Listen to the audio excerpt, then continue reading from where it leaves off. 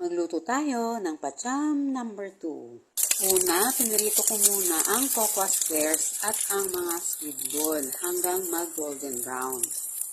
Yang mga yan ay ang tanging available sa freezer namin, kaya yan ang naisip kong iluto. Pagkatapos ko magprito ay nagisa na ako ng bawang at ng sibuyas. Pagkatapos ay nilagyan ko na ito ng 4 na basong tubig. Nilagyan ko siya ng pork cube pampalasa. Tinakpan ko ito para pakuluin. Nung kumukulo na ito ay inilagay ko na ang sayote.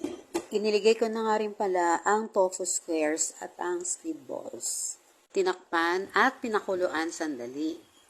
Natabangan nga pala ako sa timpla kaya dinagdagan ko pa ito ng konting patis. Mas mabuti ng matabang kaysa maalat. At syempre, niligyan ko ito ng pamintang durog. Maya-maya pa ay inilagay ko na ang miswa. Konting halo-halo lang ay luto na yan. At yan na nga, tada! Ang aking pacham number 2. Huwag matakot mag-explore sa kitchen. Thank you for watching. Follow me for more.